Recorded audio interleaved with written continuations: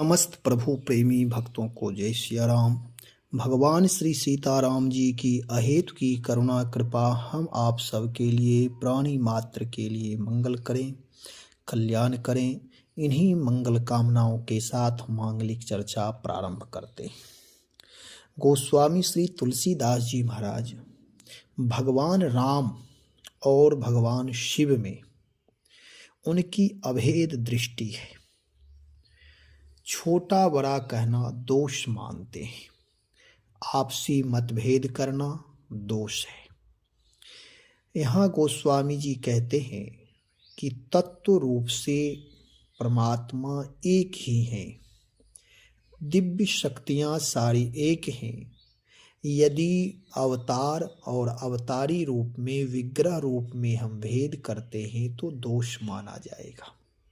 गोस्वामी जी मना करते, वो कहते देखो भगवान राम के द्वारा कहलवा रहे हैं, कहते हैं शंकर प्रिय मम द्रोही, शिव द्रोही मम दास, ते नर करहि कलप भरी, घोर नरक महुबास। भगवान श्री रामचंद्र जी कहते हैं कि जिनको शिव जी प्रिय हैं, किंतु जो मुझसे विरोध रखते हैं अथवा जो शिव जी से विरोध रखते और मेरे दास बनना चाहते हैं, वे मनुष्य एक कल्प तक घोर नरक में पड़े रहते हैं। अतएव श्री शंकर जी में और श्री राम जी में कोई ऊंच नीच का भेद नहीं मानना चाहिए। अब इसका विशेषार्थ समझेंगे। हरि और हर, हर का अर्थ होता है भक्त। हर मतलब शंकर जी नहीं होता है, हर मतलब होता है भक्त, हरि का भक्त। इसलिए हरि हर यानी भगवान और भक्त। जो भक्त भगवान विष्णु के भक्त हैं, राम जी के भक्त हैं। अब विष्णु क्या हैं, राम क्या हैं, कृष्ण क्या हैं, इस पर यदि गहराई में जाएंगे तो सामान्य लोगों को समझना मुश्किल हो जाएगा। इसलिए सामान्य व्यवहार की दृष्टि से जो लोक प्रचार में है, उस प्रचार के हिसाब से अर्थ इसका हो रहा है। गोस्वामी जी कहते हैं भगवान राम का वचन है कि जो भगवान शिव का भक्त है और वह राम जी का विरोध करता अथवा राम जी के भक्तों से विरोध रखता है, तो वह भगवान शिव उस पर प्रसन्न नहीं होते।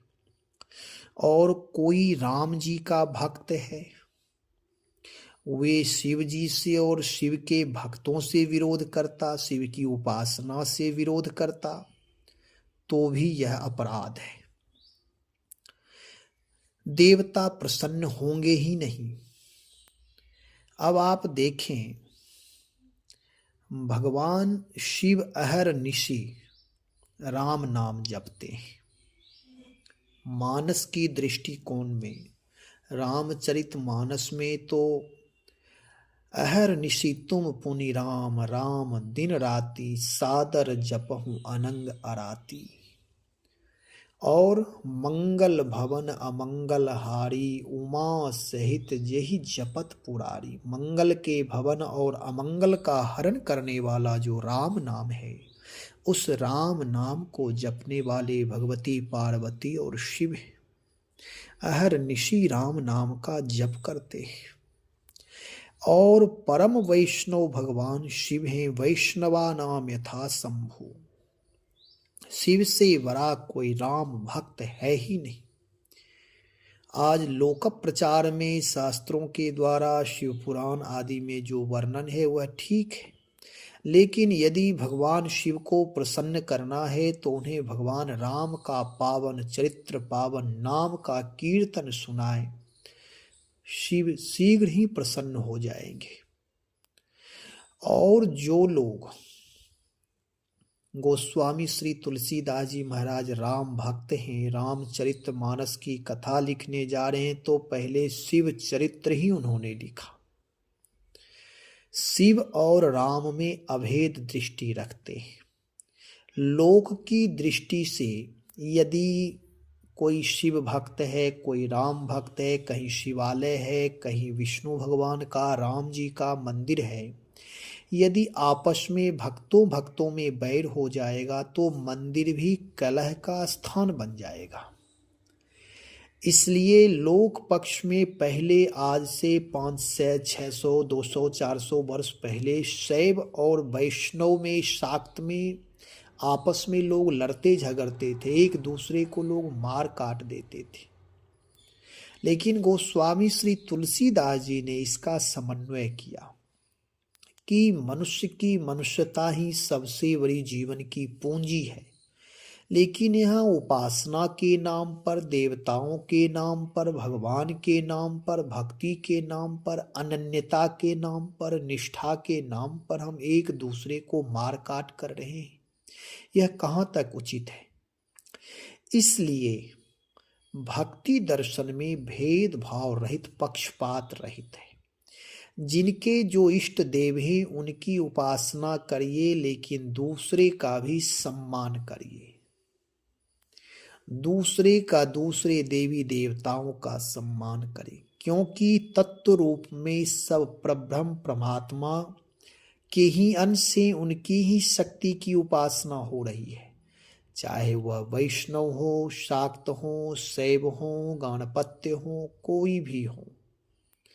जब हम आप भगवान की उपासना पाषाण में कर सकते हैं तो इससे बड़ी श्रद्धा और क्या हो सकती है। इसलिए कहीं किसी से भेद ना करें। कागभुसुंडी जी के जीवन में पूर्व में यही आता है कि उनके गुरुजी शिव की उपासना बताए तो भगवान शिव की उपासना तो वह करते थे, लेकिन राम जी का विरोध करते थे। राम जी का विरोध करने का नुकसान यह हुआ कि शिव तो प्रसन्न हुए नहीं और शिव उल्टा ही साप दे दिए। इसलिए भगवान की भक्ति में, भगवान की भक्ति यदि चाहिए तो वहाँ कहते हैं शिव काग जी के गुरु जी, शिव सेवा कर फल सुत सोई, अविरल भगति राम पद होई। हमारे आचार्यों ने भक्ति का परमाचार्य भगवान शिव को ही माना है। जब तक भगवान शिव भक्ति प्रदान नहीं करते हैं तब तक उन्हें भक्ति प्राप्त नहीं होती है। राम जी के चरणों में प्रीति चाहिए, परब्रह्म परमात्मा के चरणों में, नाम में, रूप में, कथा में प्रीति चाहिए। आध्यात्मिक यात्रा करने की यदि जिज्ञासा है तो शिव की उपासना करना ही पड़ेगा। जब भगवान शिव की उपासना करेंगे तो हमारे आपके जीवन में प्रेम का संचार होगा, भक्ति का संचार होगा, हृदय पवित्र होगा, निर्मल होगा।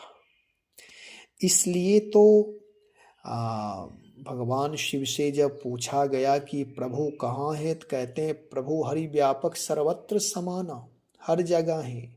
महाराज परमात्मा हर जगह है, प्रकट कैसे होंगे? तो कहते जहाँ प्रेम है वहीं परमात्मा है। प्रेम ते प्रकट हो ही मैं जाना। भगवान शिव प्रेमी भक्त हैं, इसलिए प्रेम से परमात्मा की उपासना करते हैं, शुद्ध भाव से, शिकायत रहित उपासना है। जहाँ शिकायत है वहाँ उपासना नहीं हो सकती। और भगवान राम नर नाट्य कर रहे हैं तो परमात्मा शुद्ध सच्चिदानंद ब्रह्म है। लेकिन जब नर नाट्य कर रहे हैं, अयोध्या में वह दशरथ जी का पुत्र बन रहे हैं, तब उस परंपरा में भगवान शिव की उपासना होती आई है तो राम जी भी उनकी उपासना करते आए। नित्य प्रति शिवार्चन करते राम जी। और जानकी जी जनकपुर में नित्य गौरी पूजन करती थी, नित्य गौरी पूजन, कहीं कोई भेद नहीं है। लेकिन हम लोग आपस में एक दूसरे के प्रति भेद रखते हैं। और रखने वाले भी लोग वही हैं जो भाई भाई में प्रेम नहीं, पिता पुत्र में प्रेम नहीं करते हैं, माता पिता से प्रेम नहीं करते, वे क्या भगवान से प्रेम कर सकते हैं? वही लोग हैं। क्योंकि जिसके हृदय में प्रेम है ही नहीं, भक्ति के नाम पर केवल भीड़ लगाना है, ऐसे लोग तो प्रेम का रहस्य ही क्या जानेंगे। ऐसे लोग जहाँ जाएंगे वहीं वाद विवाद ही करेंगे, उनके जीवन में संवाद नहीं होता है। इसलिए हमेशा सावधानी पूर्वक भक्ति करनी चाहिए। यदि उपासना हमारी अच्छी नहीं होगी तो जीवन सरस नहीं होगा। आप देखें मंदिरों में कितनी भीड़ है, मंदिरों में हर जगह भीड़ लग रही है, मंदिरों की संख्या बढ़ रही है, लेकिन हमारे संस्कार, हमारे परिवार, हमारे सामंजस्य सब बिखर रहे हैं और केवल सनातन धर्म सनातन धर्म सनातन धर्म रट लगाए हुए। जिस देश में इतने साधु संत, जिसे ऋषियों का देश कहा जाता है, वहाँ की ये स्थिति है।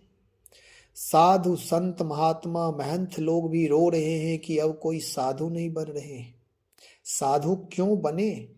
उनसे पूछा जाए कि आपने साधु बनकर क्या किया, उनके पास कोई उत्तर नहीं होगा, क्योंकि उन्होंने अपने जीवन में साधु बनने का लक्ष्य समझ नहीं पाया।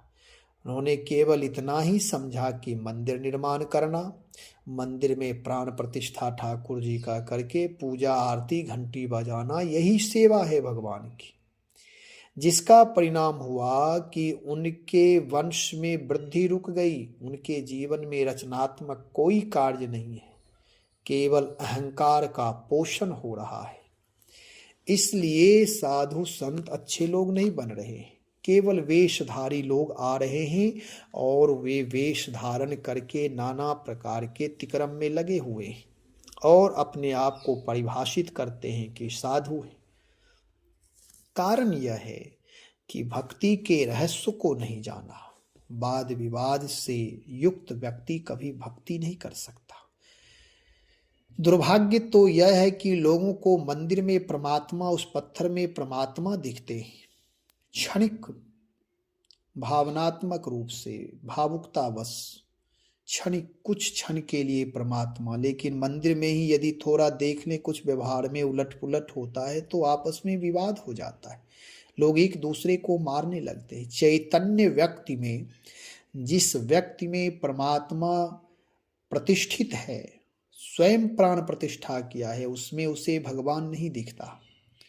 और मनुष्य के द्वारा भगवान में प्राण प्रतिष्ठा किया जा रहा है और लोग उसे भगवान भगवान कह करके मगन हैं, भक्ति कर रहे हैं। मैं निंदा नहीं कर रहा हूं किसी का, मेरा पक्ष यह नहीं है, एक समझदारी का पक्ष यह है कि चाहे आप हम भगवान शिव के भक्त हों या राम के भक्त हों, भक्ति यदि आप करते हैं तो भक्ति में किसी प्रकार कोई विवाद नहीं होता है, शिकायत नहीं होती है, रौद्रता नहीं होती है। वहाँ केवल करुणा, प्रेम, दया, अपनापन, मैत्री का विस्तार होता है।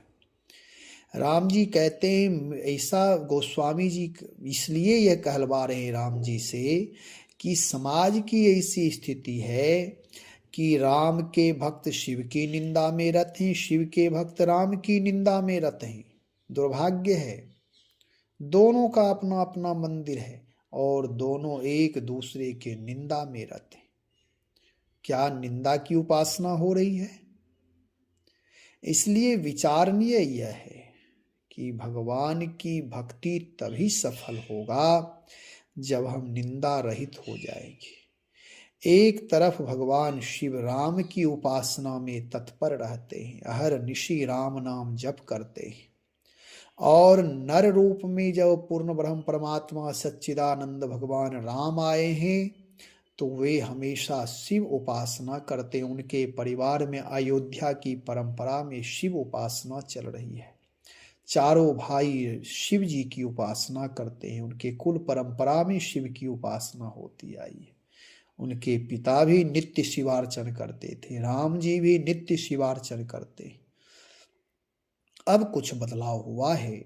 साधु संतों में भी जो वैष्णव भक्त हैं वे भी शिव आराधना करते हैं, जो शैव भक्त हैं वे भी विष्णु आराधना शालिग्राम आराधना करते हैं। तो यहाँ कह रहे हैं कि यदि कोई राम भक्त होकर शिव की निंदा किया और शिव भक्त होकर राम की निंदा किया तो कल्प भर घोर नरक में पड़े रहेंगे। जन्म जन्मांतर वह नरक में पड़े रहेंगे, उनका जीवन दुखदाई होगा, वह हमेशा महापाप को भोगते रहेंगे। इसलिए कोई ऊंच नीच की भावना नहीं, भेद दृष्टि नहीं, अभेद दृष्टि होना चाहिए। हम आप मंदिर में जाते हैं, पूजा करते हैं, सब लोग भगवान के भक्त हैं, भगवान की पूजा तो करते हैं, लेकिन वहीं जो अन्य लोग हैं तो एक दूसरे से भेद करते हैं, एक दूसरे का अपमान करते हैं, इसलिए वह भक्ति सिद्ध नहीं हो सकती।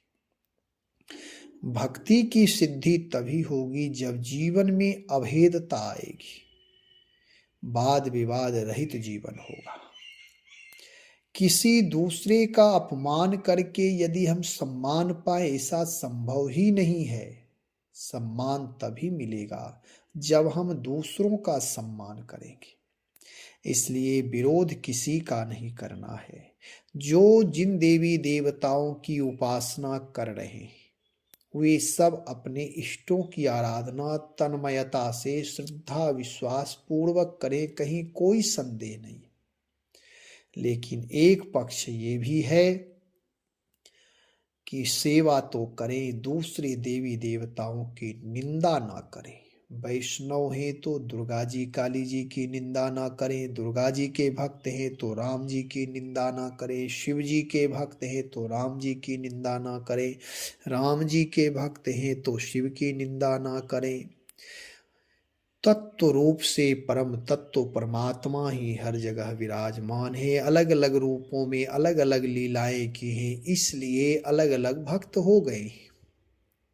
जो उदात्त विचारक उदात्त भक्त होते हैं, मनन चिंतनशील होते हैं, गोस्वामी श्री तुलसीदास जी महाराज सारे देवी देवताओं की आराधना उपासना की है, लेकिन अंत में भगवान राम की ही भक्ति मांगते हैं। ऐसे ही अपने इष्टों के लिए अन्य देवी देवताओं के सामने भी झुकना पड़े तो झुके, लेकिन अपने इष्टों के चरणों में प्रेम ही मांगे, प्रीत ही मांगे। यही जीवन का सार तत्व है। और यदि निंदा करते हैं तो जगत में भटकते रह जाएंगे, कुछ नहीं प्राप्त होगा, कुछ नहीं। आप देखें रावण के जीवन में देखें, शिव का बड़ा भक्त था लेकिन राम जी का निंदक था, इसलिए उसकी दुर्गति हुई। रावण भक्त नहीं था, शिव की उपासना करता था, फिर शिव को छोड़ा, शाक्त बना, शाक्त छोड़ा, फिर वे क्या क्या करने लगा। क्या भगवान शिव रक्षा किए? नहीं किए। भगवान शिव ही हनुमान रूप में जाकर लंका तहस नहस किए और मृत्यु का कारण बने। ऐसे लोग जो होते हैं, किसी एक की उपासना करके दूसरे की निंदा करते हैं, उनकी दुर्दशा रावण की तरह ही हो जाती है। रहा न कुल कोई रोवन हारा, कुल में कोई रोने वाला तक नहीं रह गया, यानी कुल में कोई बचा ही नहीं। हमारे आपके जीवन में सावधानी यह रखना है, अपने इष्टों की उपासना अनन्य भाव से करें, लेकिन कभी कभार यदि अन्य देवी देवताओं के चरण में भी बैठने का अवसर हो, झुकने का अवसर हो, तो निसंकोच झुक जाए, प्रणाम कर लें और प्रार्थना करें, हे प्रभु हमारे इष्टों के चरणों में प्रीति दीजिए, प्रेम दीजिए, हृदय निर्मल बनाइए। इस प्रकार निवेदन कर लिया करें। तो गोस्वामी श्री तुलसीदास जी महाराज कहते हैं कि नरकों से बचना है तो शिव और राम में भेद छोड़ दीजिए, भगवान और भक्त में, भक्ति में, गुरु में भेद छोड़ दीजिए। यदि भेद छोड़ना आ जाए तो जीवन सार्थक हो जाएगा, फिर नरक से बच जाएंगे। कोई अंतर नहीं है, परम तत्व एक ही हैं। जिनके जो इष्ट हैं उनके प्रति अनन्य भाव से उनकी उपासना करें। चाहे दुर्गा जी के भक्त हों, शंकर जी के भक्त हों, काली जी के भक्त हों, भक्ति होनी चाहिए हृदय में अपने इष्टों के प्रति, चाहे वह कोई भी हो। वाद विवाद रहित जीवन, निर्विवाद जीवन हो। हृदय में करुणा, प्रेम, दया हो। प्राणी मात्र के प्रति अपनापन हो। अपने संस्कारों का हमेशा परीक्षण करते रहें। व्यवहारिक जीवन को मूल्यवान बनाइए। आध्यात्मिक जीवन स्वतः मूल्यवान हो जाएगा। लेकिन आज दुर्भाग्य यह है कि लोग व्यवहारिक जीवन को दो कौड़ी का बना रहे हैं और आध्यात्मिक क्षेत्र में छलांग लगाना चाहते हैं, जबकि यही व्यवहारिक जीवन की सीढ़ी से आप आध्यात्मिक मार्ग पर चलकर अध्यात्म की ऊंचाई को छू सकते, आध्यात्म की शिखर को छू सकते, शिखर तक पहुंच सकते हैं। और जिसका व्यवहारिक जीवन रूपी सीढ़ी उत्तम नहीं है, मजबूत नहीं है, तो वह कभी भी अध्यात्म के शिखर पर पहुंच ही नहीं सकता, संभव ही नहीं है। कोशिश भी करेगा तो नहीं पहुंचेगा। जहां तक बात है भगवान की, तो भगवान तो सबको मिले मिलाए। राक्षसों को भगवान मिल गए तो क्या हो गया, उससे क्या हुआ, क्या लोक की सिद्धि हुई। और जो परोक्ष में कोई काम हो रहा है उस पर कहाँ तक विश्वास किया जाए। इसलिए अजामिल को आप देखें, अजामिल मरते मरते नारायण का, राम का नाम लिया, लेकिन आध्यात्मिक ऊंचाई पर वह कभी नहीं पहुंच सकता, क्योंकि उसका लोक पक्ष निंदनीय है, वह वंदनीय नहीं हो सकता। इसलिए लोक पक्ष में निंदा ना हो, शिकायत ना हो, परोपकार से, करुणा से, प्रेम से, धर्म से परिपूर्ण हो।